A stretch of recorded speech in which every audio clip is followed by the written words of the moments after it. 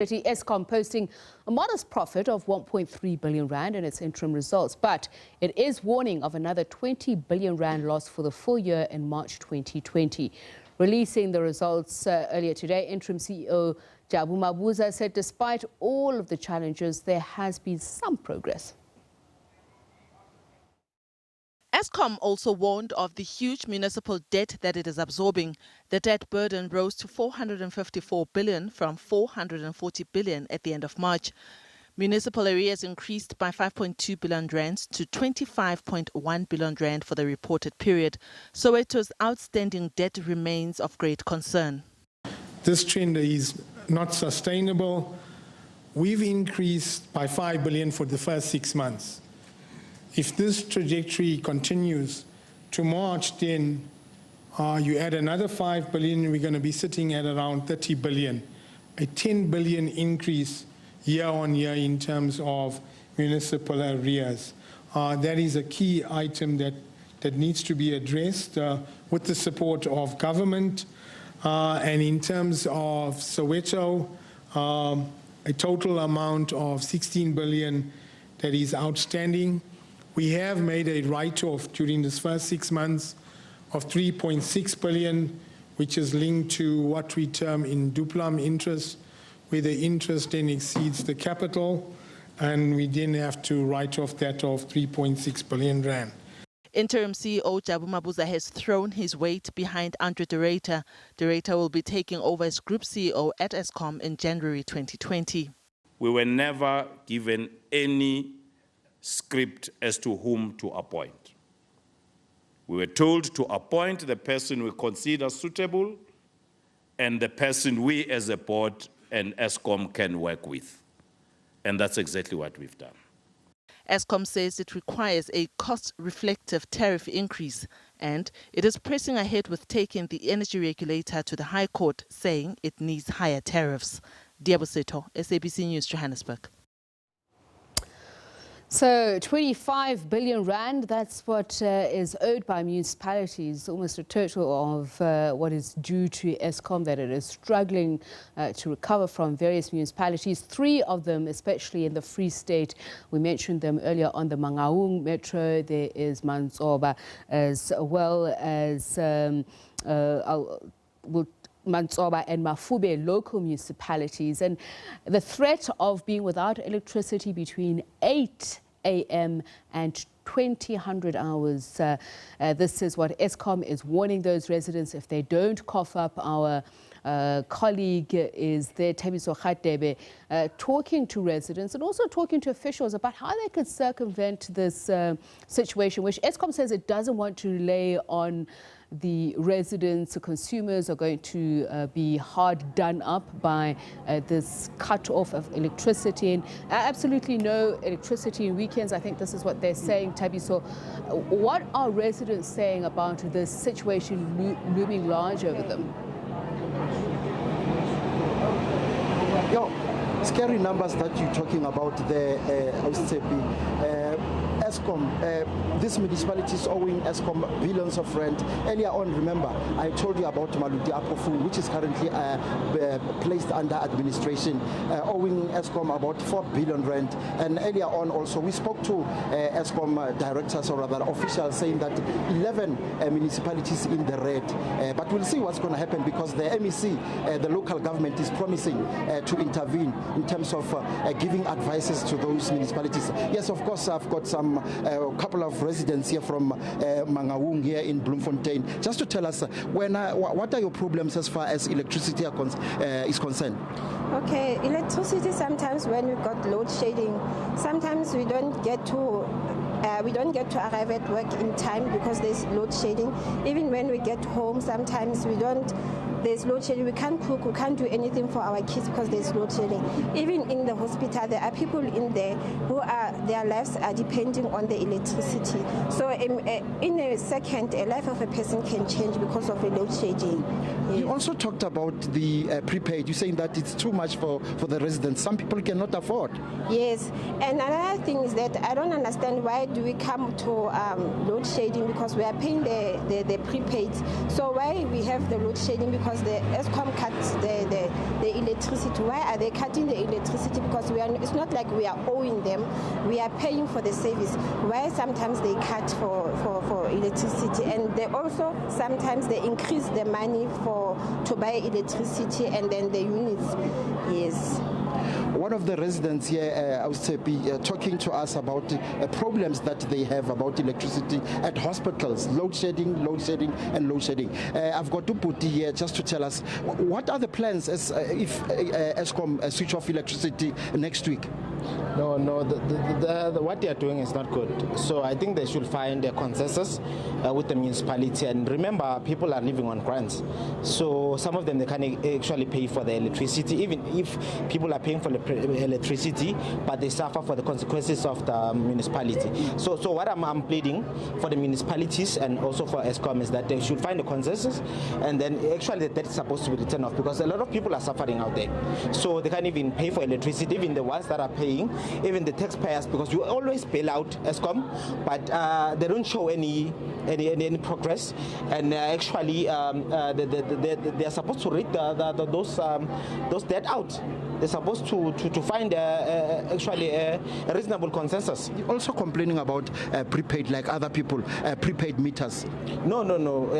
Prepaid members, we are paying for them, but at the end of the day, we don't know where the money is going, because they're saying they always break up, and then they give themselves bonuses, and then we don't understand how. 200 million bonuses, and then but we are not getting anything. Are you happy about electricity supply as far as the municipality is concerned? No, I'm not. Can you explain to us why? No. My reason is that they're being unreasonable. They're being unreasonable. We are paying. We are paying the electricity, we are paying tax, and then but they still switch off the electricity. So I believe there should be a change.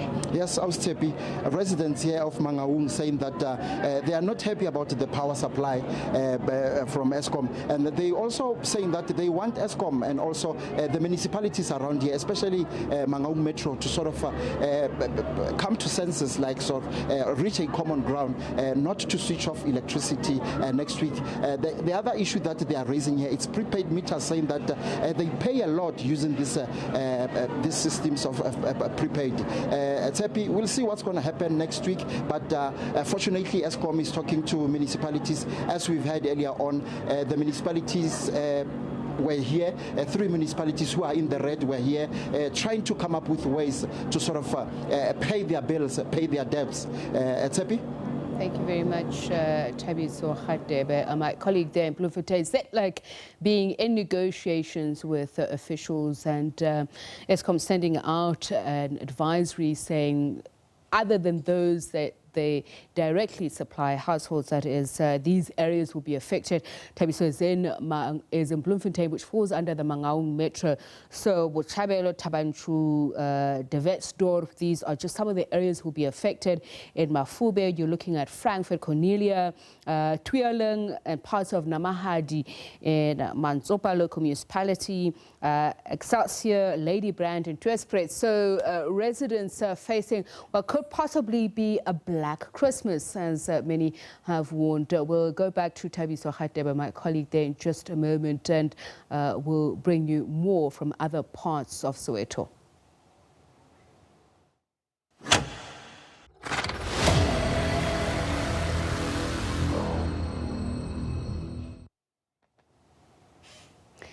So in other news, Johannesburg residents will have to wait another week before they find out who their mayor will be. It would seem legal wrangling has stalled the process of electing a mayor. The ANC has threatened legal action over the matter, as you saw in our interview earlier on here on FullView.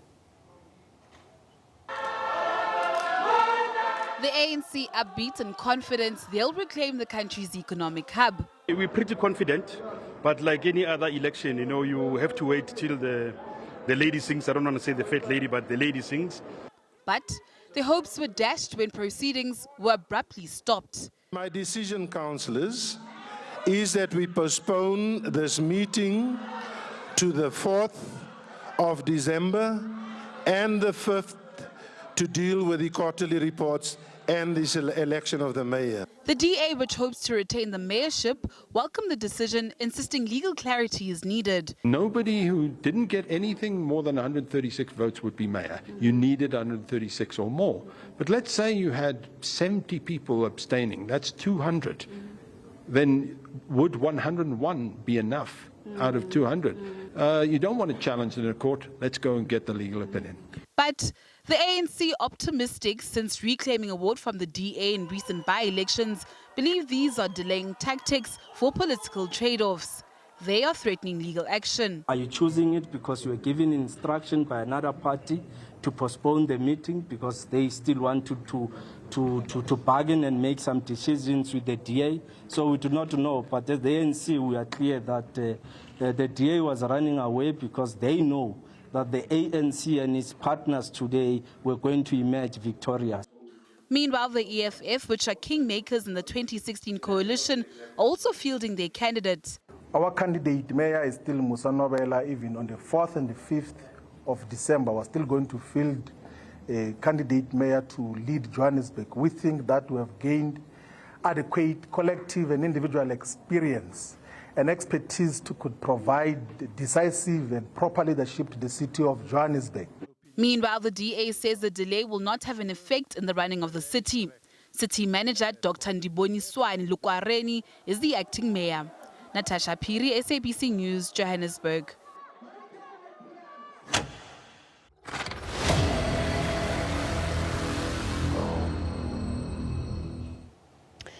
So when the lights go off, as you see, this is our main focus on the Full View this evening, a special outside broadcast with my colleague Sakina Kamwendo, who is broadcasting from the Protea Glen Library, talking about this culture of non-payment. We mentioned earlier on a group debt of about 450 billion rand that is being owed to Eskom. Eskom estimating that in Soweto, Sakina, that historical debt stands at about 300,000 rand a house.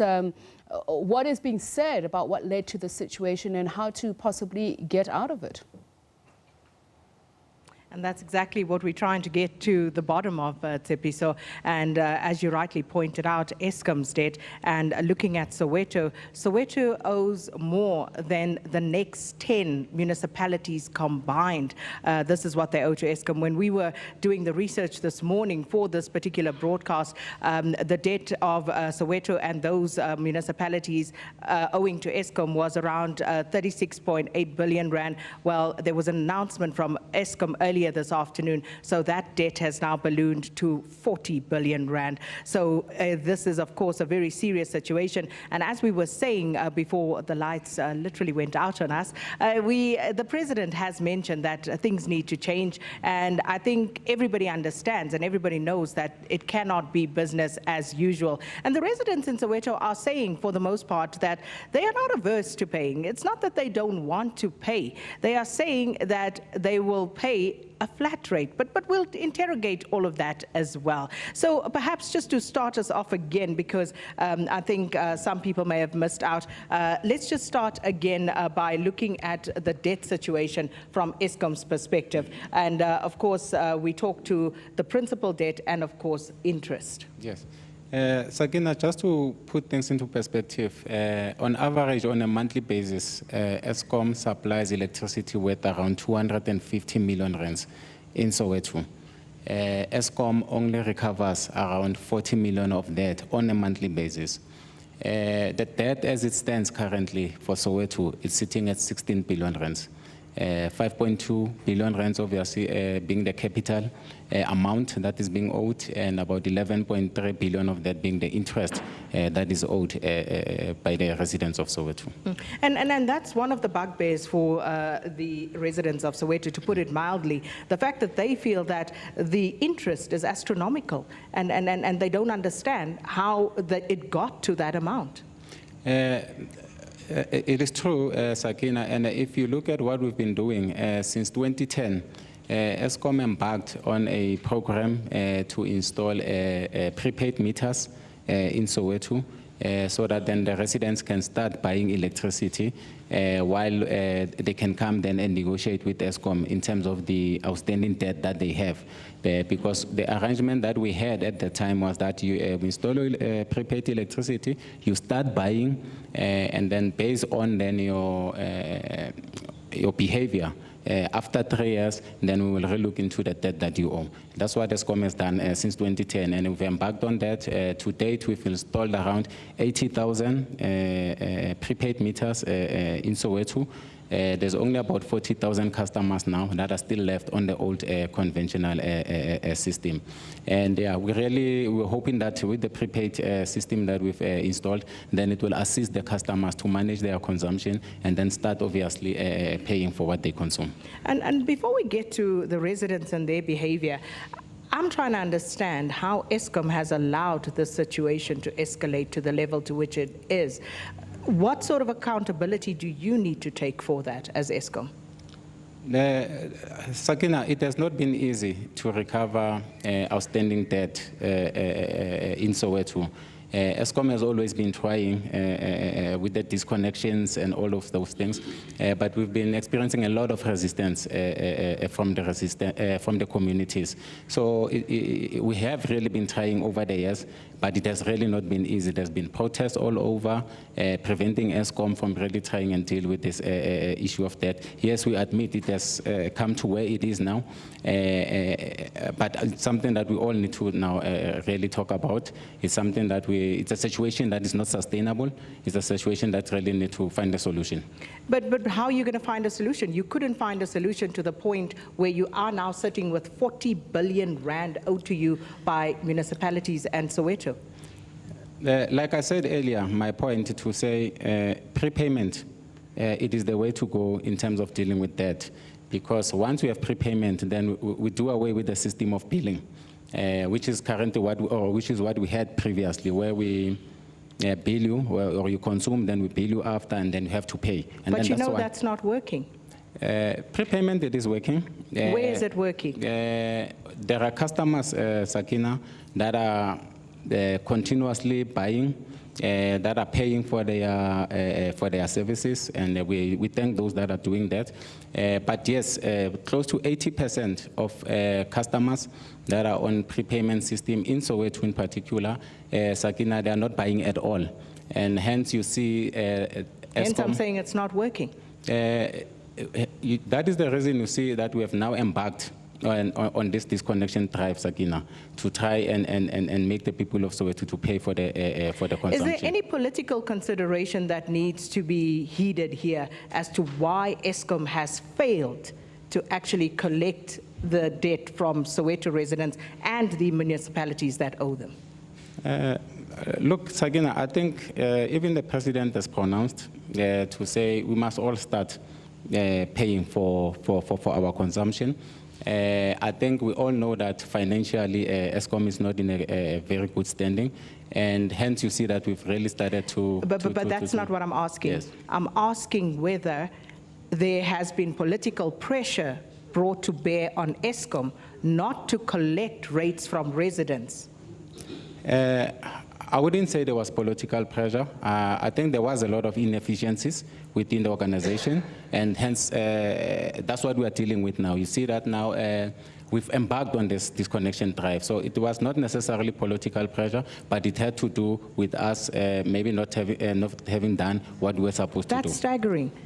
I mean, what an admission. You're saying there are inefficiencies at Eskom. Was anyone fired for those inefficiencies that has landed us with 40 billion rand of debt? Sakina, operational efficiencies, that's what I'm talking about when I talk about operational. Has anyone been fired? We are dealing with that, Sakina. We've obviously made mistakes. Hence now we are where we are saying now we are disconnecting because we need to collect the residents. And that's exactly what we are doing. And hence you see all these protests that are happening because now Eskom is serious about collecting its revenue. Of course Eskom is serious because Treasury has made it very clear to Eskom that there are 28 conditions that need to be met for them to give the rest of the bailout that Eskom needs. And one of those conditions is very clear, that they need to collect the debt that is outstanding, which means they need to recover the money from Soweto, they need to recover the monies from all the municipalities owing them. So, brings us to the residents. Mr. Seth Mazibuko, let's go back. How did we get here? Sakina, you kept on asking Eskom, what responsibility are they taking as Eskom? We are not getting any answer. I doubt if the community here is even getting that answer. The only thing is blame the people, blame the people, blame the people. It is it's not really it's hypocrisy at its core.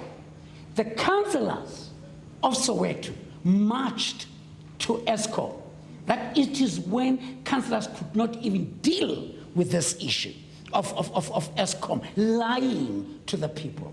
They would actually even encourage black on black violence. They would switch off lights at a particular area, and then from there, and then on in another area, and then the people who are on will fight the people who are off. It will be like that. We had that tension. Councillors, I'm sorry, I keep on pointing my councillor here, but the point is, Eskom is saying, Brian Molefe, go with your millions.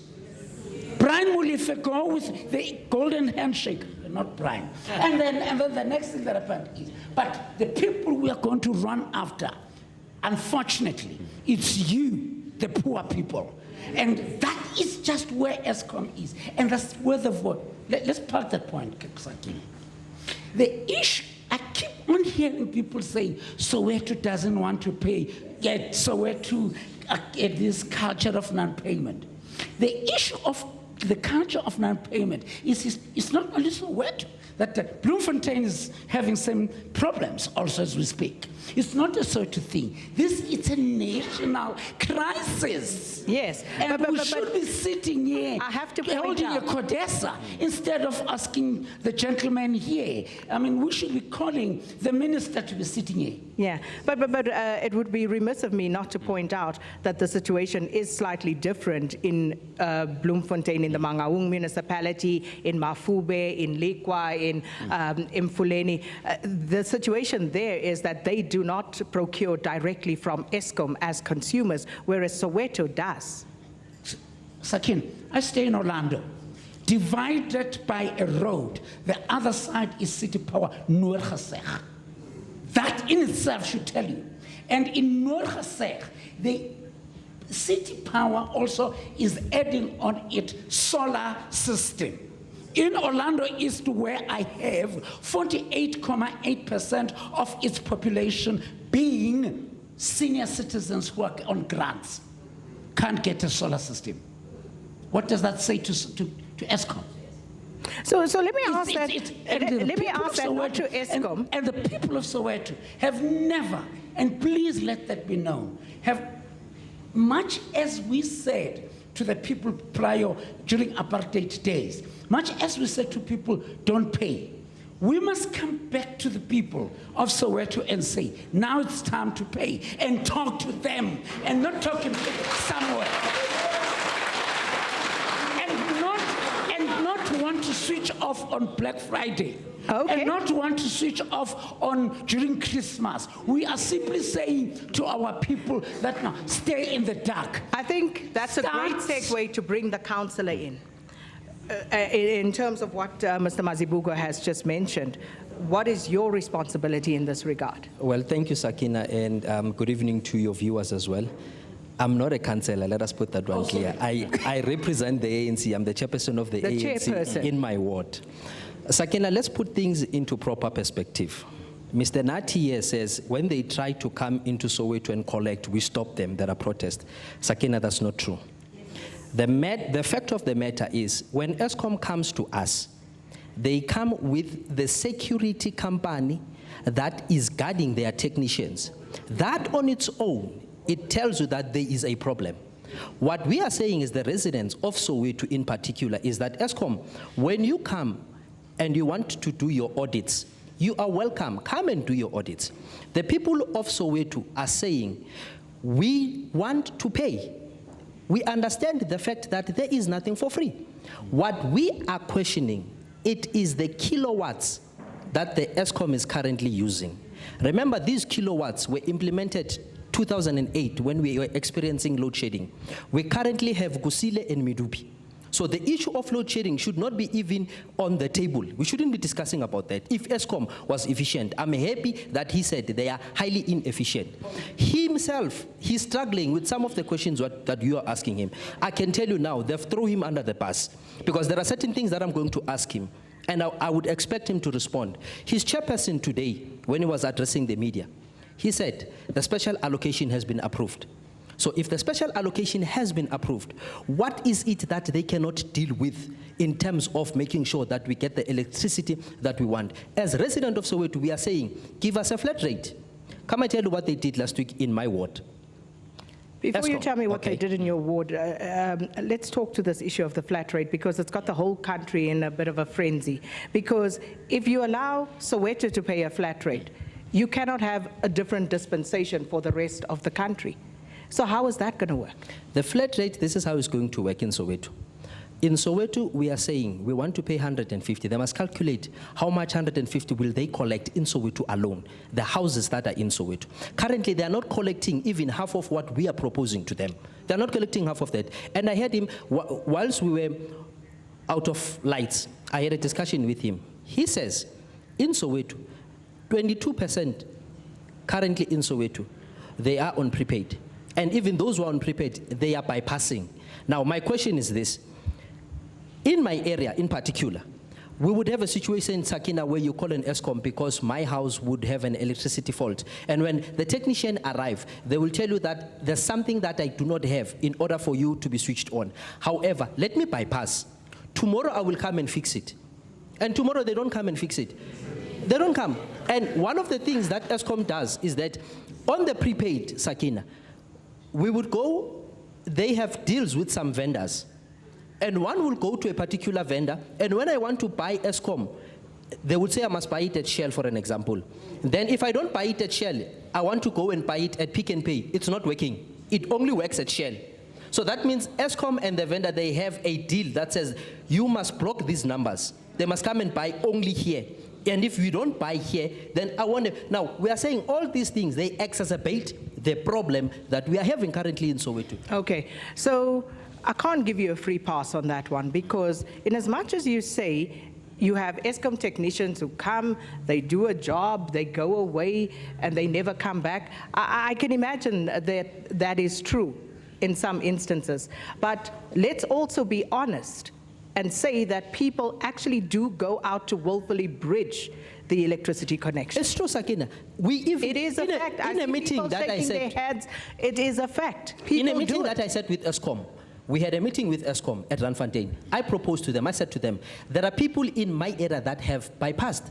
And they have confessed that Pelanane, we have bypassed. And we said to Eskom, please give us a data so that we go and talk to them to say, please fix your things. Eskom refused to give us a data, citing security reasons, which we understand. But prior to them citing security reasons, the person that we were discussing this matter with said to us in a meeting, our system is not accurate. That's what he said. And I can attest to that, because when I buy electricity using a cell phone banking. They can't pick it up. That's what they confessed, that if you buy electricity using a cell phone banking, it is difficult for us to pick up, or we will pick it up after 3 months. So these are the issues that we are saying to Eskom, come and let us discuss. Sakina, finally, let me bring this to you. Eskom says, if you have bypassed, regardless, we want to fine you 6,000 on the spot. We are saying to Eskom, let us engage. Not everybody is having 6,000 sitting, lying there waiting for you.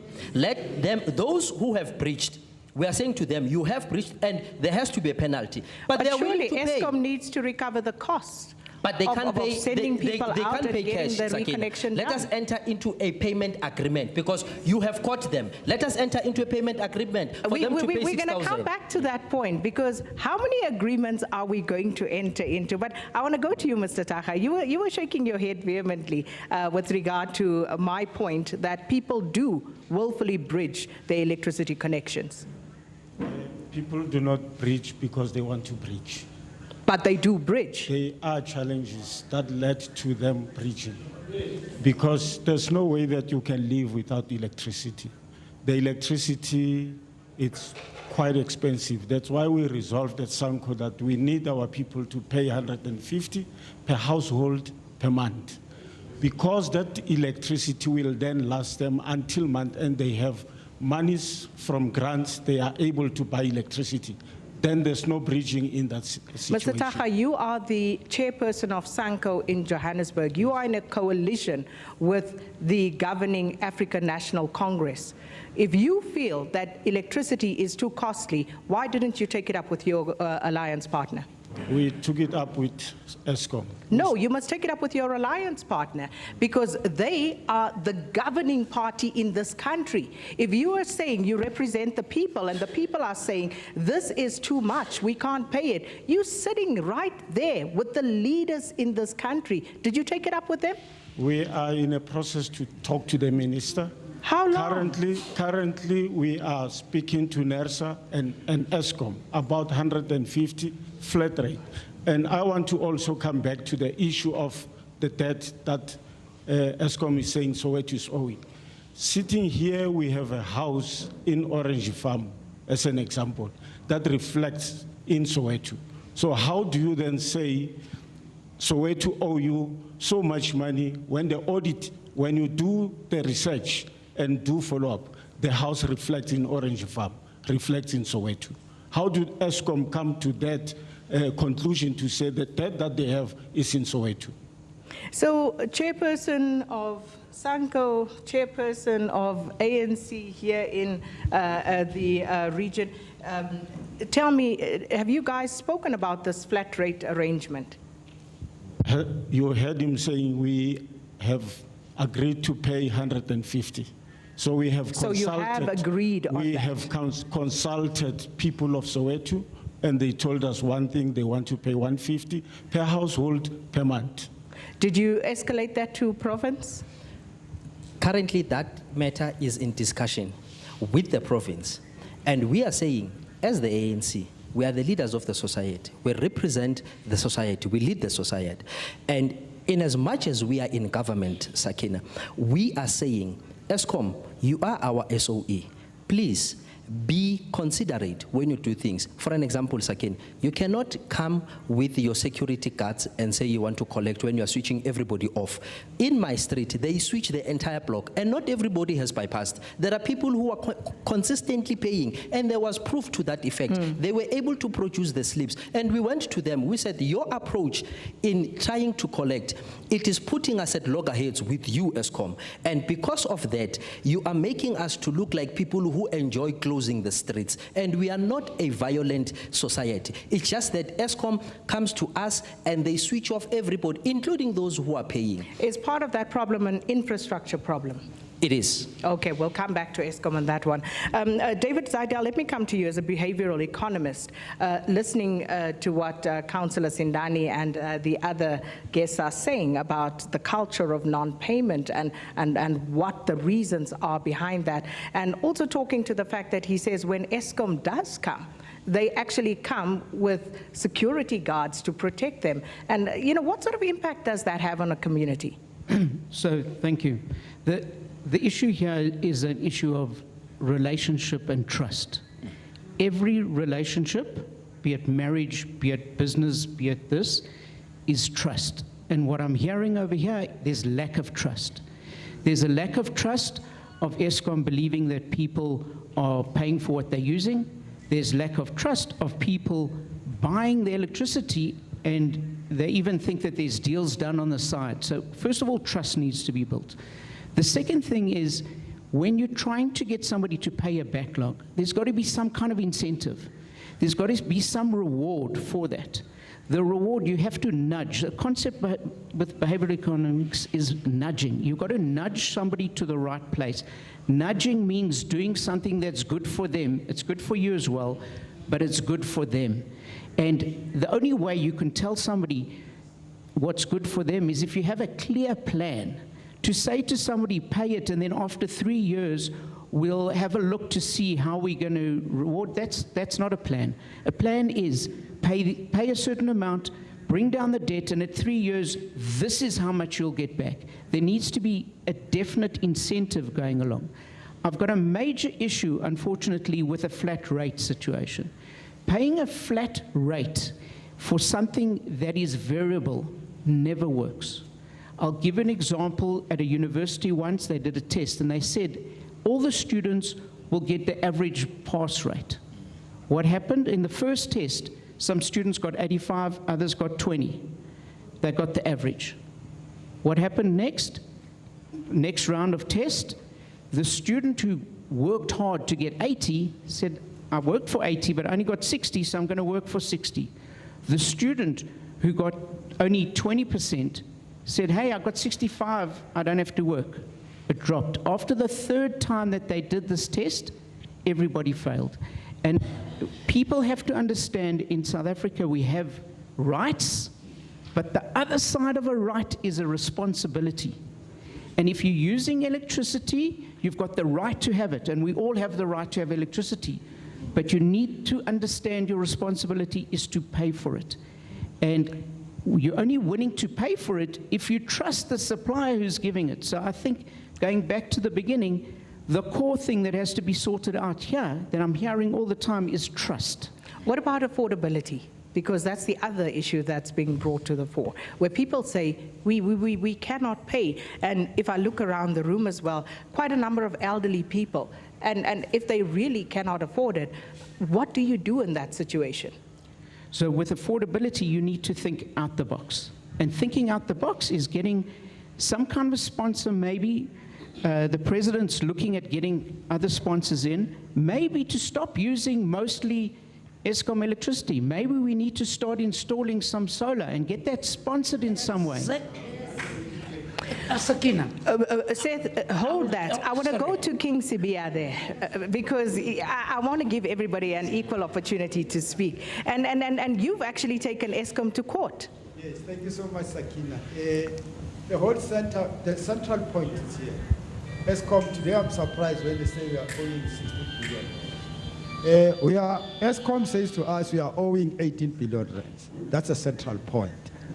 I think as people of Soweto need to respond to that, because obviously we are owing Eskom, but there are numbers of factors that we want to ask from Eskom. One factor is that within this 18 billion, is it break it down on how? Firstly, we have malls, around 6 malls in Soweto. We have hospital in Soweto. We have clinics in Soweto. We have municipality in Soweto. I think he has covered that. But also we have police station in Soweto. Now we have courts in Soweto. Now, how much are we owing within this 18 billion rands? I think that's a key question that we need to know. As residents, what is our debt? You know, that's the first thing. The second issue is that in 1992, I'm happy because we are talking about this thing of culture of non-payment. In 1992, Soweto people reached an agreement with Eskom, which was called Accord. The Soweto was led by the late Isaac Mkhase, and then Eskom was led by Ken Green. You know, that agreement, until today, Eskom has never fulfilled that agreement. Because you'll remember by those days, we were not paying rent and electricity. Now, when we break the rent boycott on negotiations, we said we need to take responsibility now as people of Soweto, because by then the time of rent boycott has passed. Now we said let's start with 38 rands, 80 cents as a flat rate, for the following reasons. That's why you'll see people of Soweto are paying rental electricity direct to Eskom, but the other areas are paying Eskom via municipality, because people of Soweto has an 11-point plan with Eskom. Among those 11-point plans, I want to quote 4 of them. The first one was people of Soweto must pay direct to Eskom because they didn't want a middleman. Because the electricity by then it was 16%, then it was higher because municipality had to benefit out of that. So 2 is that the Eskom will embark on consumer education. You know, how people should save the electricity in particular. You know, you are supposed to read your meters from home to paying Eskom. That's a kind of service that we need. You know, which is at present moment we don't have. Now, we have been hit by estimations. Now, the question is, these 18 billion rands, some of these people, there are people that they don't have electricity. They've been cutting electricity for 6 months, but they've been billed. Their bill is 1,000 rands, you know, and a resident, 1,000 rands, you know. So it's telling you very clearly the billing system of Eskom is not accurate. Now, what are we paying? Now, my point is, there are laws in this country. You know, there are laws in this country. The first one is CPA, Consumer Protection Act, which is facilitate the relationship between the consumer and the service provider. So it means you are a boss to Eskom. We are owning Eskom. Eskom is a parastatus, which is owned by us. Now, the minister, now currently, was rescuing Eskom. He's rescuing with our own taxpayers' money. So it means you are paying electricity twice. Yes, yes, Sakina. Yes, Sakina. So now, Sakina. Okay, last point that I want to make. You know, I've been in court because, you know, our judicial system, you know, there is no people that are responsible in this country. Anyone does as he feels. For instance, now you are talking about coal mines, Eskom, where it started. Now already, he even build the houses for his employees. That project has collapsed. That is our own money. What are we saying? Who suffers? It's us as society. No, the Eskom is only respecting Parliament, not respecting their bosses. Okay. You know, that's my point. Fair point.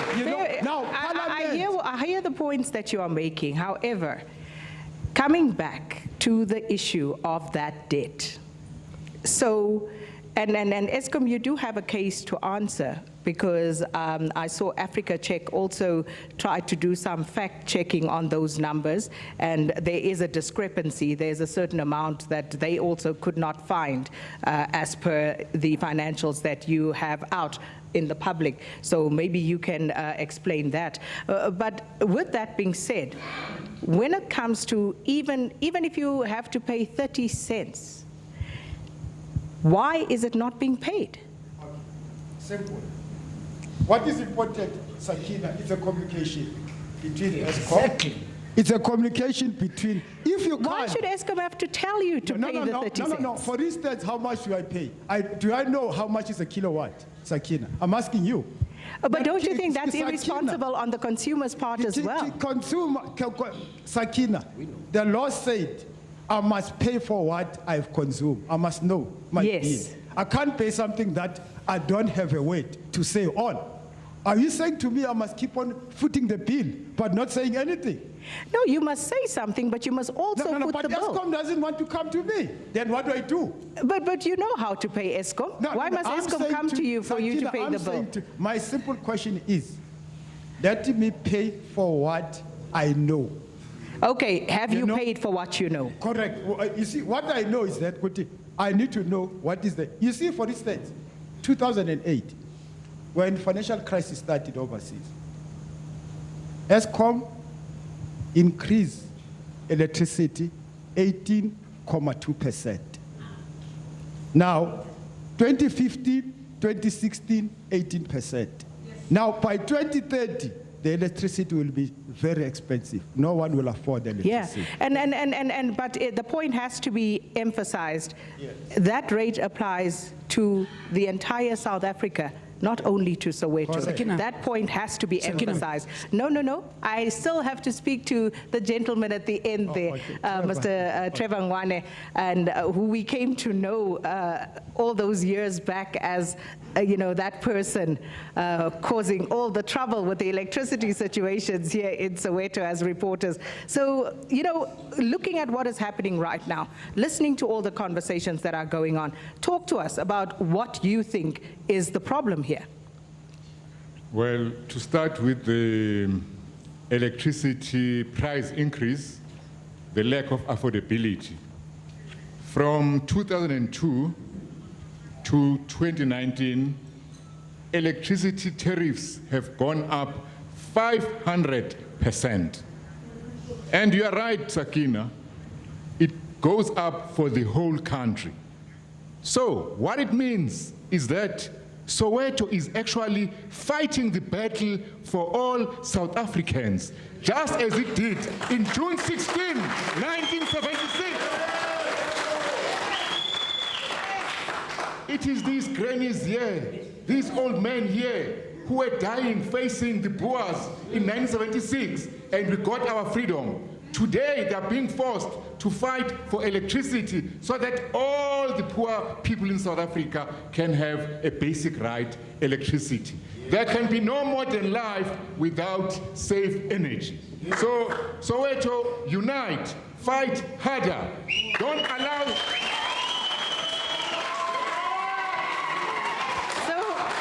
I want to ask this question. Don't allow them to scapegoat you. Don't allow them to tell the people of Lamontville, of Umlazi, of Nyanga that you are the enemy. You are fighting for all the poor in South Africa. Mr. Ngwane, on the question of non-payment, Soweto, there was an amnesty in 2003. Exactly. Soweto received an amnesty. Hold on, Sakina.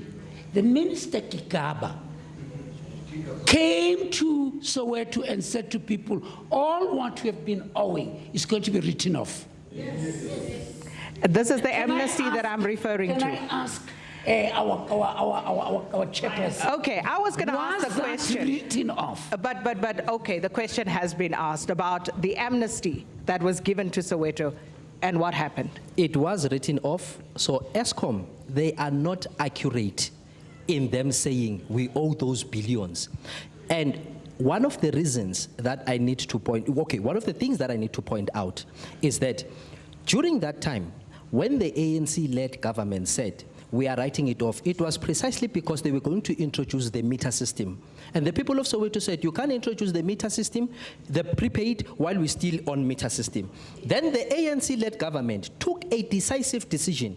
Let us cancel this bill, because that bill, it was a bill that was coming from the apartheid regime. So it was cancelled. So them saying Soweto owes this so much billions, also them trying to come to Soweto and cut us off, and they want us to succumb to that. They are trying to test the waters. If people of Soweto are going to succumb to Eskom switching them off, they are going to roll it out national. Because they know once Soweto says no, the whole country will say no, and we will say no. So are you saying therefore, Mr. Sindani, that Eskom never wrote off that debt? No, they didn't. Okay. Let's come to Eskom. Did you write off the debt? Sakina, there was an agreement, there was approval by then the Minister Kikaba for that debt write-off. However, there was a condition to that debt write-off. The condition was that as Eskom, we will implement prepaid meters in Soweto in areas where they used to have the conventional system. And then after that, we will monitor the behavior of the customer. If you buy your electricity, you don't bypass in 36 months, then that particular debt will be written off. We came, as promised, we installed the prepaid meters, like the stats that I gave you, to say since then we've installed 80,000 of those prepaid meters. And unfortunately, the community never really played their part in terms of making sure that they buy without bypassing for the next 3 years. Hence, that debt, it is still there. Hence, it is what it is. So the debt was never written off because there was a condition to that, which was you buy for 3 years. But did you come back to the community to try and take up that conversation again? And hence, Sakina, even when we're sitting here, the issue, it is not really about that 16 billion rand debt. The issue is about these prepaid meters that we have installed, because that's what it is. To say, buy your electricity or pay pay for what you use. We're not even talking about the debt. The disconnections that you are seeing that are happening now, it is not necessarily because of the 16 billion rands. It is because of the current prepayment metering system where customers are not buying, where customers have bypassed their meters or tampered with the meters. David, before I come to you, I just want to ask a quick question to the audience as a poll.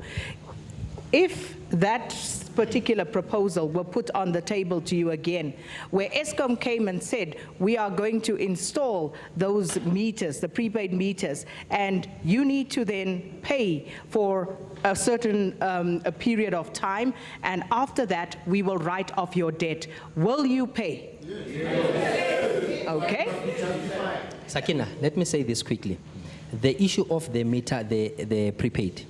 That prepaid, Sakina, if you buy electricity 1st of November, and your electricity runs off on the 25th of 1st of November, 25th of November, it runs out, and you load again.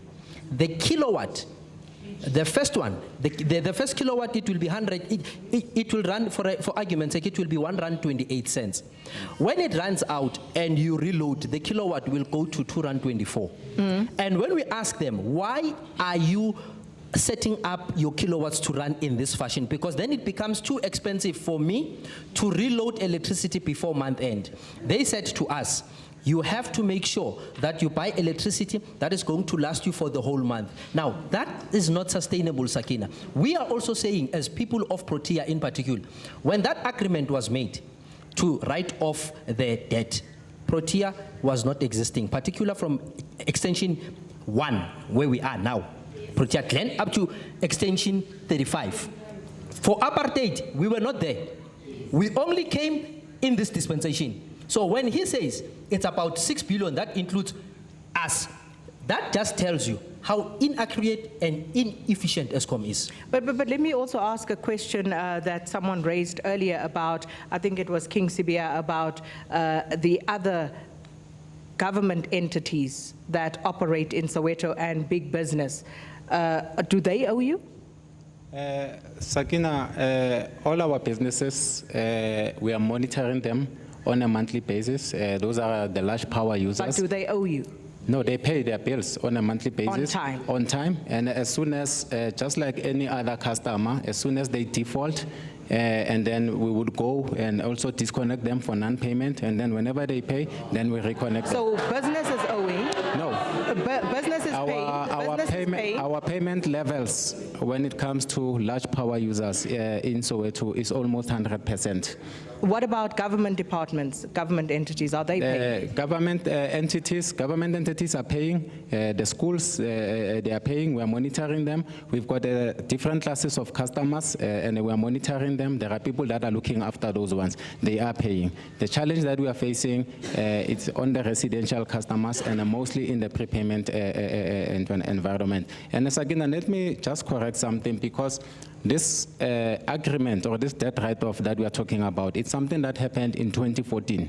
And Protea Glen was not part of that agreement, because Protea Glen has always been a prepayment environment. It has never been on a conventional or a built system. So they were never part of that agreement because they never had the conventional meters. But if you talk about the older Soweto part, which was predominantly conventional customers at the time, they are the ones that were affected by that. David? I think here's an unbelievable opportunity to use behavioral economics in the working, to be specific, to say if everybody who's got meters installed pays a certain amount, but you go back also to your issue of that you don't want to feel cheated. No one knows how much electricity you're going to use. The whole purpose of prepaid is you can pay as much as you can afford and then pay a bit more, but you shouldn't be punished for that. Precisely. So here's a great opportunity of being very specific and saying, if we collect a certain percentage of the money that's owed going forward, forget about the past, from going forward, if the meters aren't circumvented and we get the money that we owed up to a certain percentage, we're going to write off and give the exact amount. You're giving somebody an incentive to pay, but it's not vague talk, it's specific talk. And don't make it 3 years. Make it within the next 6 months. It's got to be short, and you've got to give feedback on a weekly basis, not even a monthly basis. You've got to say, we're collecting so much, you're getting this and this back. You make it a drive that everybody, and I guarantee you, and if you tell people, you're not going to pay extra for the second bit, because people paying what they can afford, they don't need to be punished. You give those specifics, you'll have a complete different outcome. Right, and I want to open it up to the audience now, because I'm sure you have questions, you have comments for us, so let's hear you as well this evening. All right, let me just bring myself to you as soon as I can disconnect myself here from all the things holding me down. Right. Okay, where are we starting? Oh, there is a mic there. Sir, please continue. No, thank you, Sakina. I think the reality is that we need to confront Eskom, because we're sitting here, we're listening to the input made by Eskom. And there's a number of discrepancies that we pick them up, especially as far as the treatment of the people of Soweto is concerned. That's the first thing. Secondly is that Eskom also forgets that majority of the people here in Soweto are unemployed and they're elderly, and they survive through a social grant. Now, our understanding is that Eskom's primary responsibility is to provide electricity, not to make profit, but to ensure that our people are always with electricity. Not to belabor the point, but people watching from deep rural South Africa, you know, wherever they are in the country right now, are saying, but that's not peculiar to Soweto. It's not unique to you. That's a situation of the majority of people in this country where they are struggling and they are forced to pay because the municipalities cut them off. So they feel that Soweto is being treated as a special child, as a special case in this instant, and getting away with murder. It cannot be. It can never be, because the people of Soweto have actually stand up and said, we are here today. We want to meet Eskom halfway, and Eskom's responsibility is to allow the people to meet them halfway. Now, one gentleman spoke about the apartheid education, that we never went back to our people and tell them that indeed, after we said as patali rent, as patala mans, as patalu case, we never came back to our people and say, we think it's the beginning of our democracy, and then we must start to instill the culture of paying. But how do you pay something that you don't afford? You must pay something that is within your pocket. And when you pay something that is within your pocket, you are, and then be in a position to meet the Eskom financial crisis. And at the end of the day, our people will continue to have that electricity. And if you start this thing in Soweto, the reality is that you are starting a chaos.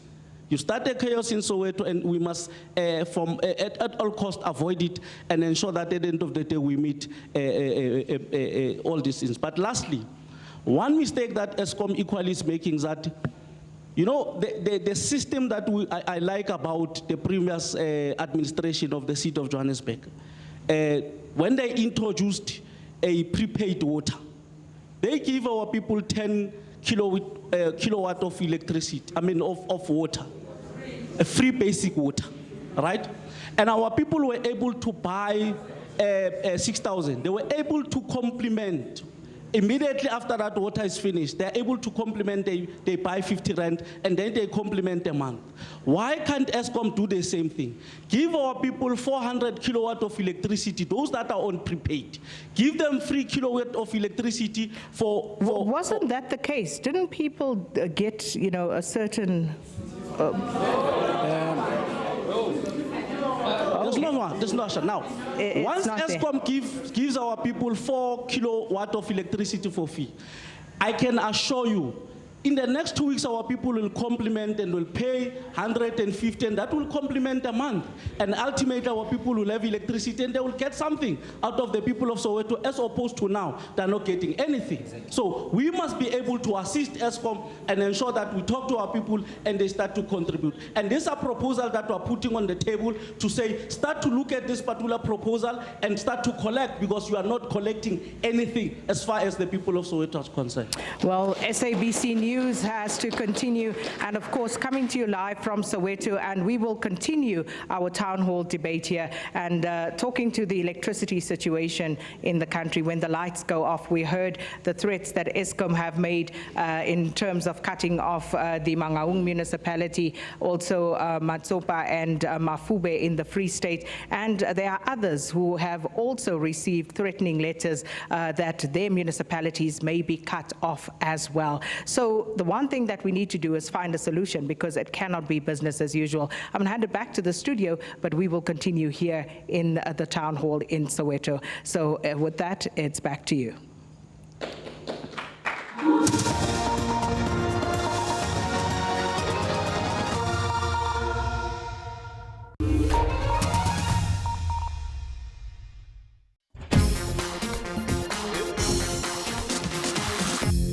Police in Mahikeng have Okay, thank you, Sakina. What I want to raise here is not necessarily a question, but it's a comment. What we need to accept from Eskom is that they came clearly today to say that they are inefficient. But we need not to laugh at that, because we need Eskom. Their inefficiency is going to lead them to being privatized, and that is a step that we don't want Eskom to be privatized.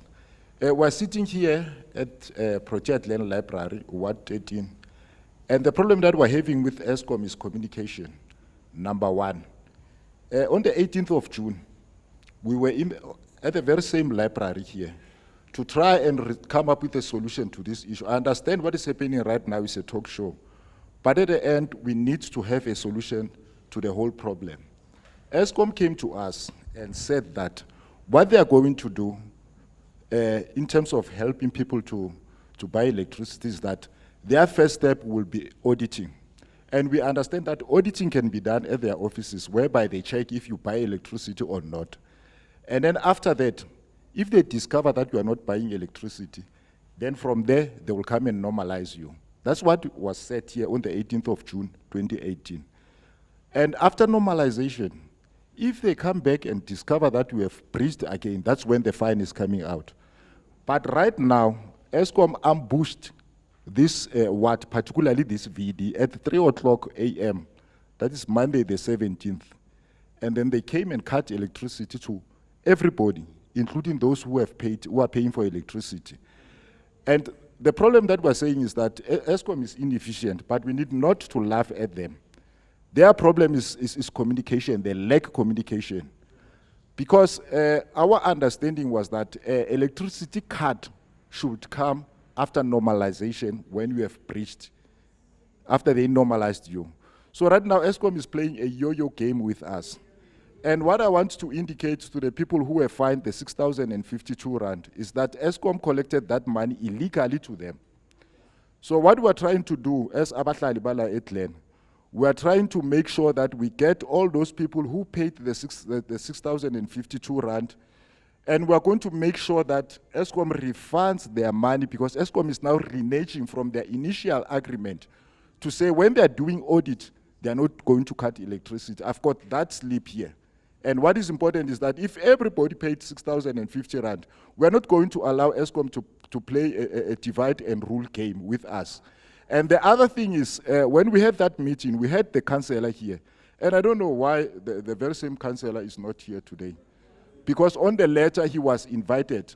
And as #1 resident of this ward, he was supposed to be here to answer all these questions that we're raising here. But instead, when we protest, and protesting is not what we do. And then the other thing, Sagina, that I wanted to correct is that people of Proteas Land, there was, on the letter which circulated was that non-payment of services. We are not saying we don't want to pay for services. I think we need to correct that. We want to pay. But Eskom has to come clearly and communicate with us properly Today is Mr. Nati. Tomorrow, like on the 18th, we had, I'll give you the name of that person. I think if Mr. Nati knows that person, he will attest to that. It was, I'm sorry about that. Let me check that. Eskom. Sorry. It's Daphne. It was Daphne. I don't know if you know that person, because the problem is today you send somebody, tomorrow you send somebody to come up with a different story. We need consistency from Eskom, then we'll be able to help you, because we need Eskom as a state-owned entity. Thank you, Sakin. Thank you very much. So you can go ahead. Thank you very much, Sakina. I think to what the Eskom representative has said, what Soweto is owing is far less than what was taken to the Saxon world. But I'm not there. I think also it must be highlighted, Sakina. I'm fortunate to be working for an organ of the state. The data or the information that we've been given here to say all the organ of the state entities are paying, we've got evidence they're not paying, but I'm not there. The issue, that letter you read, we are being used, certain blocks are being used as guinea pigs to test the water. We cannot trust Eskom because the issue of auditing, it has not been done. And one panel member highlighted the fact that when they come with a security force. The behaviorist professor, they highlighted that issue because already when Eskom comes, they come in a negative way. And the truth of the matter is, we can talk and be academic and appear on the TV. The reality is, we have gone to the office. All that we're asking, switch on the electricity, engage people, and see how they respond. And I want to emphasize, people want to pay. We want to pay because it's true, we cannot consume services. So we are requesting Vusi to say when he lives here, he must get his field technician and let them switch on the electricity and engage with the leadership. Thank you. Right.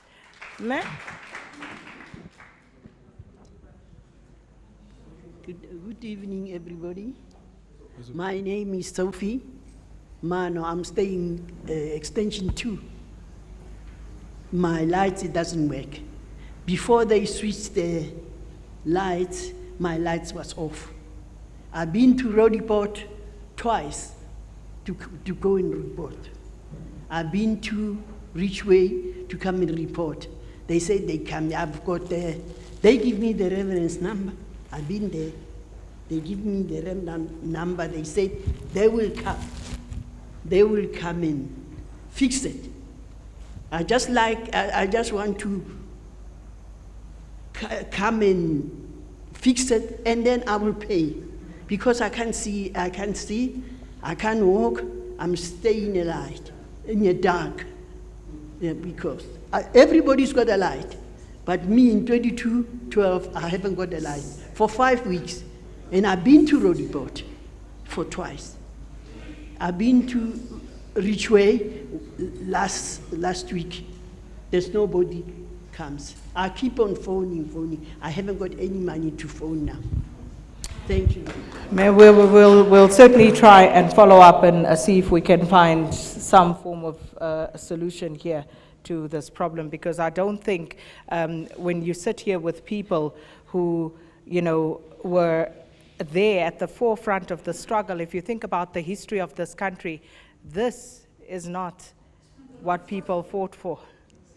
It's not to watch our grannies cry because they're sitting in the dark. That's not what people fought for. But maybe, as someone alluded to earlier, maybe we need a CODESA on Eskom, on the electricity situation. We need to, as a country, sit down and perhaps renegotiate a new dispensation when it comes to Eskom, its provision of electricity, and our responsibility as community members to pay for the services that they render to us. But let me take a few more questions, comments. Yes, sir? Yes, thanks. My name is Austin Hlongwane. I'm also residing in Protea Glen, Extension 1. I was here since from 1990. And currently what I experience with Eskom since the dispensation is that there is a petty that Eskom has transpired with. One is that Protea Glen does not owe Eskom. That's the statement that I wanted to register. That's number one. The reason why I'm saying that is to say that Protea Glen has been used as a pilot project for Eskom since from the beginning, post-1990. Each and every time when Eskom has challenges, come to Protea Glen. In Protea Glen, we are using prepaid. We don't owe Eskom anything. The funny part is that this thing of tariffs has hindered Protea Glen. There was a time whereby even the very same Eskom, on the very same hall, there was an outcry to say, Eskom, come to us. Let us align this issue of tariffs so that we can come back and we pay. What was the response? Eskom refused to even come. This was an unfortunate part. Hence, even people of Protea Glen resulted that, therefore, if you don't want to come to us, we are going to preach. And it's a fact. The reason why now Eskom comes and claims to say that we are going to use Protea Glen as a pilot, is to say that they are taking advantage, to say that because it's far west, people of Protea Glen are from deep Soweto. It's unfortunate they forget that part. Hence, there was that revolution. People bent tires and so on and so on. But it's a wake-up call that we are calling to Eskom to say that, come back to us, let us engage. If you are not prepared to do such, more tires are still going to be bent in Protea Glen. And it's not only Protea Glen. The whole of Soweto, the whole of South Africa is still going to transpire until Eskom calm down. Hence they're saying that, calm down, Moses. Right. Let's give a few others an opportunity to speak as well. If we could just pass the mic on there. All right, ma'am. Good evening. My name is Leah Khadebe. I just wanted to say that Eskom has failed us here in Protea Glen. I don't know about Soweto, because here in Protea Glen, if you report something, maybe if you report that the boxes are busting, and you report to Eskom, when Eskom comes, he does not go to the box. He goes straight to your house and cut electric from your meter. And then he is failing us, because if you ask them that they must fix all these things, these the cables, Eskom does not do that. Our children are in danger here because everything that is here is old. There's no service from Eskom. They don't service us. They don't service their property. It is like other boxes are opened. So we are in danger here in Protea Glen. I think Eskom must not fail us this way. Let's just take a few more comments. If we can just then move it around speedily. And we don't want to keep anyone too late. Tomorrow is still a work day. But yes, we're going to go that side, Mayor, and then I'll come to you, sir.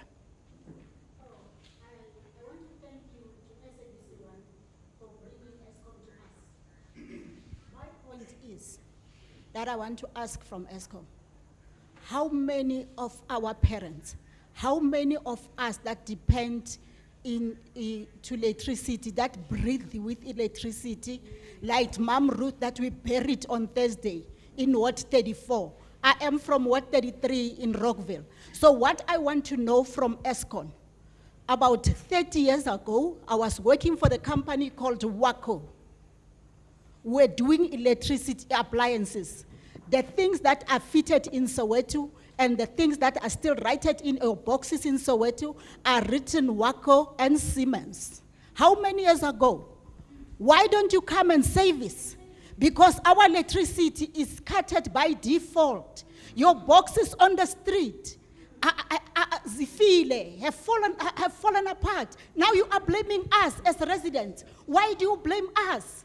We did nothing to you. Some of the residents are paying in full. They don't owe you.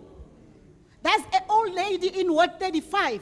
that died 2 weeks ago, caring for his 44-year son, crippled, caring for that son without electricity. Now that mother is dead, and the son is without a mother. Because of you, Eskom, why are you doing that to us? Come, speak to us. Tell us why. Do you want us to burn tires? Do you want us to make the shutdown?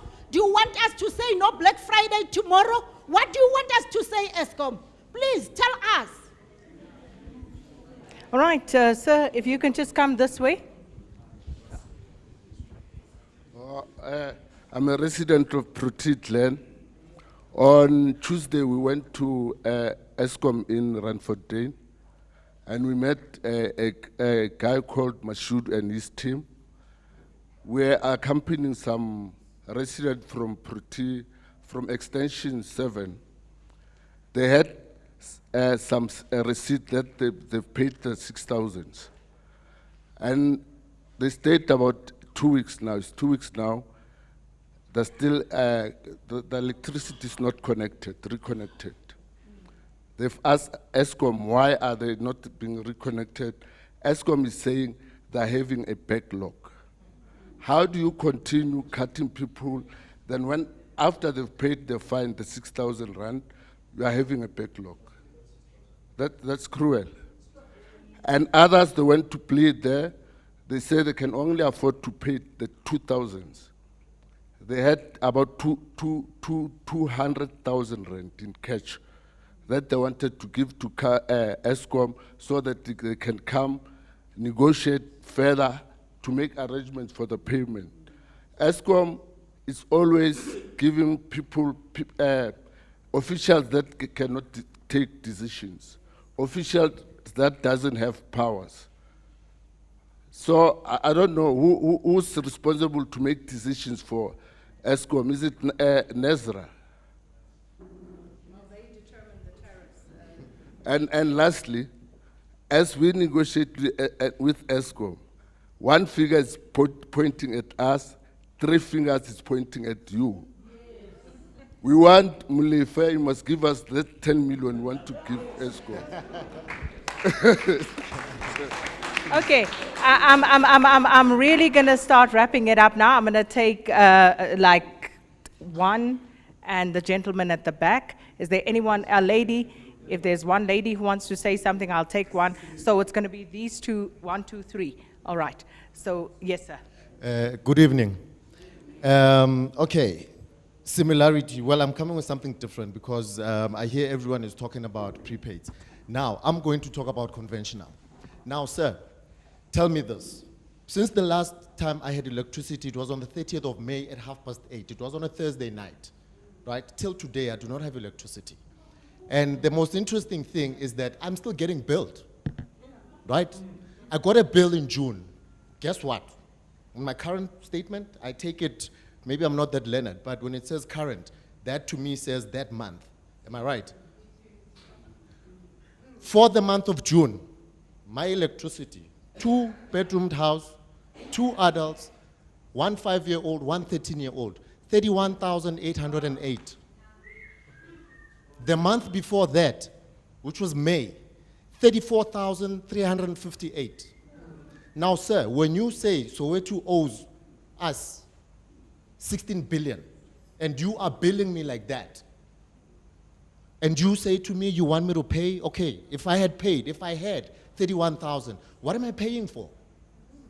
What am I paying for?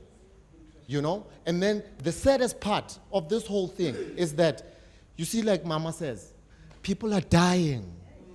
We have buried 4 in our ward. Since we didn't have electricity, we've buried 4.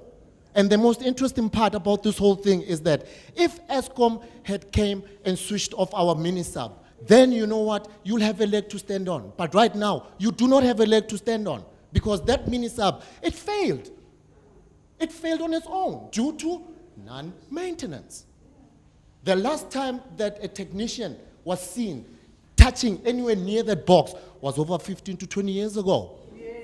And today, we are burying people, we are burying our neighbors. Today we are burying them, right? And this is all as a result of let me just also, what is it called, Konje, when people chow money, Guptas, Molefe, and all of those. We are suffering that. We are a direct result of that.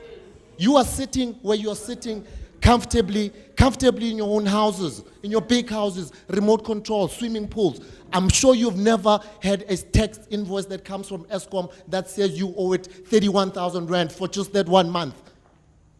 And then people come and say, Sowetans don't want to pay. Excuse me, okay, tell me. How do I pay 31,000 rand? When I don't have a swimming pool. I wake up every single day. Well, I used to wake up in the morning and open a tap of water and let my daughter play like she's in a swimming pool in the bath. I don't do that anymore. I do not do that anymore. I do not, oh, this is too personal. This is too personal, right? Because I am living that. I am living every single day. That is every day of my life for the past 6 months. For the past 6 months. Added to that, the people that we're burying, you know what? I've had it. And right now, patience is wearing thin. This is not a threat to anybody, and I'm not inciting any kind of violence, but you know what? The only way, the bully tactics that you're coming to us with, we are Soweto, Baba. We are Soweto, Baba. This whole country will stand, and it will all be on the hands of Eskom. The day there is a big shutdown of Joburg, right? You must know that it is your call. The people that we have buried on your shoulders. You got to come back. You got to come back to us. And the only thing that we're asking for is just one simple thing. One simple thing. Like I said to Mchali, like I said to Harry Mchali, I said to him, you know what? All we want is, let's talk. All right. Come. Let's talk. That's I all think to solve this. the message is clear, and you've got quite a message to take back to Eskom. But let's round it up. I noted 2 more people, so let's just take them and round it off. Okay, good evening. Good evening. Sakina, I'm seeing the long battle between the Eskom and the residents of Soweto. First of all, let me start from the beginning. When they built Orlando Power Station. Orlando Power Station was built in 1884, and then the electricity was brought to Soweto in 1984, after 100 years. After 100 years, that tells you something about the Eskom and the people of Soweto, that there is a long-standing thief, maybe, that is existing. And then the other thing... Please just hold on. All right. And the other thing, there mustn't come as a holy cows, Eskom. First of all, let's go to the issue of bypassing. Bypassing was done by the former employees of Eskom and the current employees of Eskom. They mustn't come here as holy cows, that they don't know anything about bypassing, while it was done by them. And then we paid them for bypassing. And then they are supposed to bring that money back to us.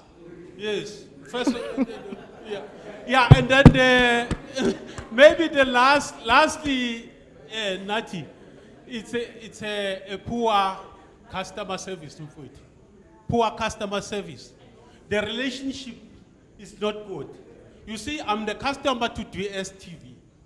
I've already got the message, what amount I'm supposed to pay. When I pay, they come back to me, they say, thank you, Mr. Ngwenya, you have paid this amount. And then if you don't afford to pay this number of channels, Mr. Ngwenya, we have another package for you. We can cut down this. There is communication. You see, there is interaction. Okay. With you come with this bully method, bullying us and come and cut the electricity. Thank you. Thank you. Final comment. Thank you, Sakina. Sanbonan Bahlali. This abusive relationship that these people of Protitland have had with Eskom has come to a level where people are like fed up with it. I am Sfiso Nkuta, born in Soweto, raised in Jabulani, relocated to Protitland in 1992. an area that was established with a prepaid meter system built into it, which says people of Protein land were actually paying for electricity when everyone else possibly was not paying.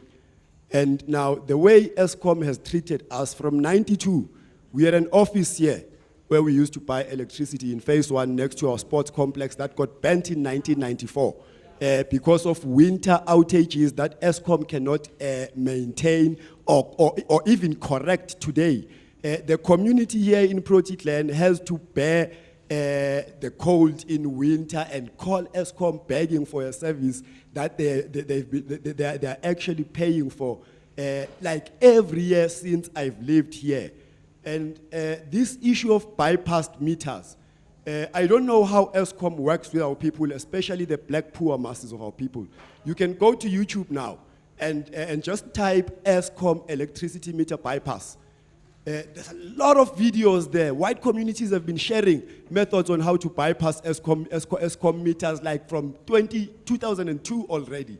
And if that is illegal and people are penalized for it, why are those videos still on YouTube? Why has Eskom not taken YouTube to task over that? And the other thing, Sakina, the way Eskom is treating our citizens, our residents here, is really unfair considering that they've been paying electricity when everyone else was not paying. On the 11th of this month, I arrived at my home to find my 66-year-old mother surrounded by 5 security guards with an Eskom employee who was speaking to her like he was speaking to a kid who has messed up her panties or something. And the way they carried on that day, we sat the following day and had a meeting. Fortunately, I'm a convener of this sub-branch. The complaints that came from our people of Eskom, people jumping walls in yards where they found no one and servicing yards without the customers being there. The time frame that Eskom uses to come and service our people, when you are away at work, your kids are at home, Eskom comes to service your house. Who is Eskom actually servicing? Who is Eskom's customer between the kids and the actual owners of these houses? The way Eskom has been treating us, this abusive relationship with Eskom that we've had here in Protein must come to an end. These agreements that were made under the leadership the leadership of the Nationalist Party that was going out of governance, that knew that they had lost their teeth, and somehow feel like there were agreements that were made to guarantee that under the new dispensation, there's going to be a Soweto uprising, in a sense to try and delegitimize the uprising of 1976. And we are fed up with the way Eskom is treating our people. Our councillors are being victimized for electricity when they actually don't have decision-making powers in the municipality system for challenges that we face with Eskom. We are fed up with this abuse. Give back our councillors the power. Eskom must go. We don't want Eskom in our communities. We'll pay for the services. We'll pay for everything that we use. The president has said so himself. And this culture of non-payment is not a culture that we love. It is because of the unemployment and the fact that our people are poor in these communities. People who arrived in Protein in 1990 who could afford to buy bond houses, most of them got retrenched along the way, are in pension today. Today, because they cannot afford to pay Eskom when they were actually paying ngesikhathi wonke umuntu bengabhadali, are being abused and treated like delinquents, and it's unfair and very much inhumane of Eskom to treat us that way. If these Chapter 9 institutions are not concerned about our people like they are today, we've written to the Human Rights Commission, they've referred the matter to the Public Protector. Ms. Mkwebane must stop thinking about the president's campaigns and political campaigns and come down here and service the people. Just like Eskom must come here and service the people. The people should not run to Eskom offices every time they have a problem. Eskom must be able to come to their customers. It cannot be that our tax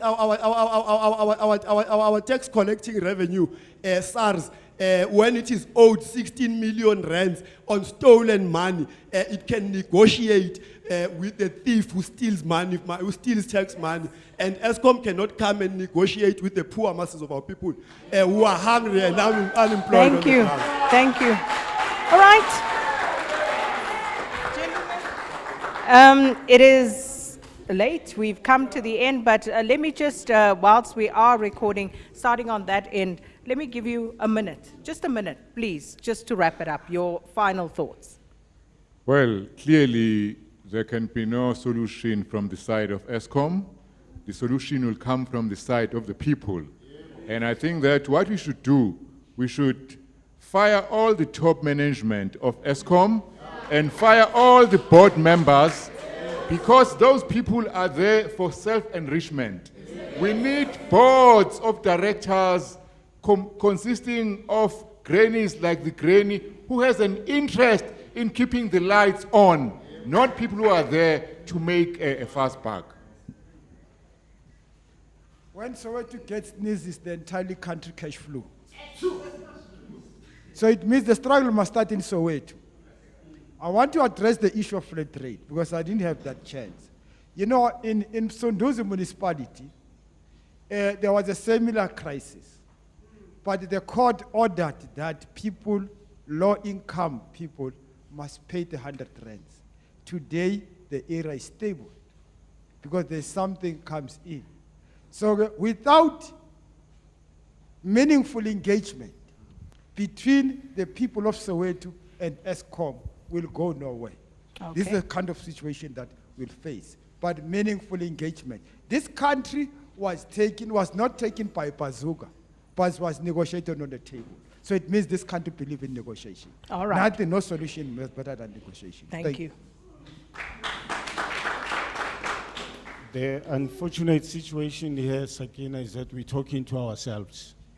The gentleman rightfully said, Eskom keeps on changing people that they deploy. We talk now here, we think we have solutions, tomorrow they're cutting houses.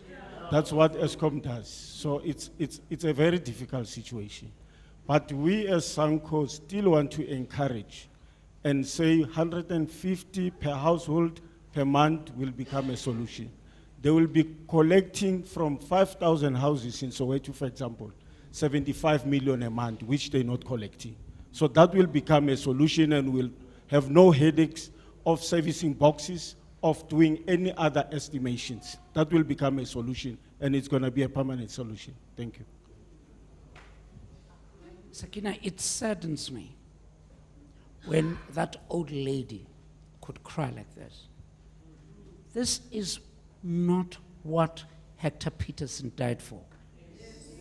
This is not what Solomon Mahlangu died for. This is not what Khotso Siahlulu died for. There must be a rethink. There must be a rethink. Pause. All we are saying, Eskom, in your structures, I'll agree with my comrades here. In your structures, involve people. Involve these people. You will understand them better. You can't be talking to us from Sandton and talk Soweto. Then you have a problem. Just there you have a problem. Now, I am saying, it is said that we are counting corpses. Very soon, the water thing is coming. Sakina, can I tell you something, the water meter? Somewhere in Orlando East, a child was killed. You know why? I'm putting it out. Somebody said, I cannot assist with water. Someone said, I cannot assist with water because that water I'll have to pay for. The child in a burning shack. I cannot. Neighbors said that. Did I die? Did I go to Robben Island at the age of 16 for this? Did we have... The only thing that I'm asking Cyril Ramaphosa once more, we're in the same club, we're in the same movement, we're in the same... It's just that now, you stayed in Chawelo. Please, Cyril, come back home. Buye kaya, kumbule kaya.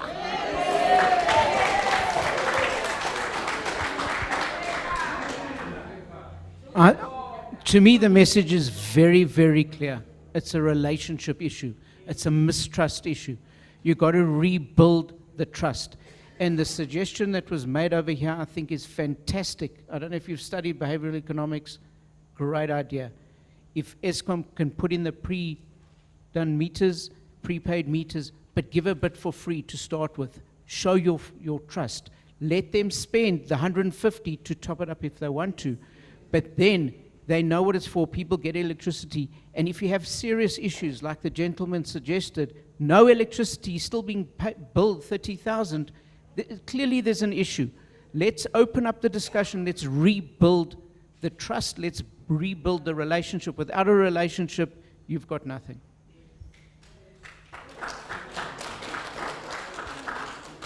Well, since Nat is not a decision maker, we are talking to ourselves here. One thing that I would like him to take back, and I rely heavily on SABC that they will flight this, and Jabu Mabuza will be able to see and hear what we are saying. One message and one message alone. Stop coming to us with security guards, because you are provoking us. If you come to us with security guards, that means you are at war. And we will stand up and fight for ourselves. Please, Eskom people who are being sent by the management to come and talk to us. There's a guy by Mchali who was sent to come and have a meeting with us, and Premier Makura sent somebody so that they can facilitate that and take the message back to Premier Makura and engage with this thing. That Mchali guy is so arrogant as if he was born in Eskom. That Mjali guy is so arrogant as if he was born at Eskom, together with Mashudu at Randfontein, and this acting Mzwandile. Those people are so arrogant in such a way that they don't believe that we have a right to talk to them, Sakina. Let us engage with Eskom. If Eskom can send us people who are like Daphne, who can sit down and listen to us and engage with us, we will be able to solve this thing. But for now, Eskom, stop the cuts off, in particular in Protea. Because I can assure you, if they continue to do that, as much as I am the branch chairperson of the ANC, before I'm an ANC member, I'm a community member. And I will stand with my community. We will shut down Protea. That one, it's a promise.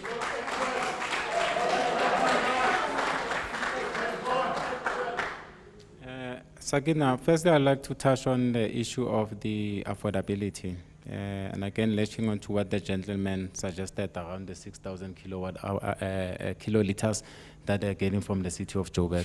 The city of Joburg have got an ESP program, which is the Expanded Social Responsibility Program. It's more looking into the indigent customers.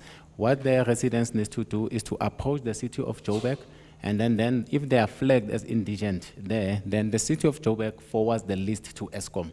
And then we are being told to say, for these households, this is how much free electricity you will give on a monthly basis. We bill the city of... what he is saying is that you need to, Yes. those who are indigent, those Yes. who cannot afford, Yeah. need to approach the city. So you are saying the No. city, that would be social development. Yes. So you're saying social development, you have approached them and they haven't responded. So Look. we will try and look into that Yes. separately. Yeah. Okay. The point I was explaining is that for us to be able to issue whatever number of free kilowatt hours, it has to come from the city of Joburg after the residents have registered. The second point, Sakina, it is that this disconnection, which is a drive to try and collect Eskom's revenue, is not only happening in Soweto. Eskom is not only supplying Soweto residents directly with electricity. We supply in the Val, we're supplying customers in Nekohuleni, we're supplying customers directly in Limpopo, we're supplying customers directly in Mpumalanga. The rates, the tariffs that apply there, they apply to everybody, it is standard. The temper fine that applies to Soweto applies to everybody, it is standard. And we are not only targeting Protea Clan as an area, the disconnections are happening throughout. We are working in Protea North, we are working in Dobsonville, we are working in Meadowlands, we are working throughout Soweto. So it's not like we are targeting Protea Clan in particular. Sakina, I understand the issue of security. We've had a lot of incidences where Eskom employees have been held hostages, where Eskom employees have been robbed of their equipment. So in an effort to try and also just to protect the employees, whenever we go, especially when we embark on this disconnection effort, we do bring security, not to fight the community or not to force the disconnections onto the community, but to guard our employees. And the Eskom stance, Sakina, when we come into an area, we never switch off the entire area. What we want to come, somebody spoke about the audit. We do an audit from our offices. Whenever we come here, we already know who is buying, who is not buying, who has bypassed for how long. So whenever we come into an area, we only go to those people that have bypassed their meters. Only in instant, we go to those people that have bypassed electricity, but unfortunately, what happens, Sakina, it does every time we do that. I'll give just a stats of Protea Clan. There's 21,000 households in Protea Clan, and 18,500 of those households, Sakina, they have not bought electricity in the last 6 months. Those are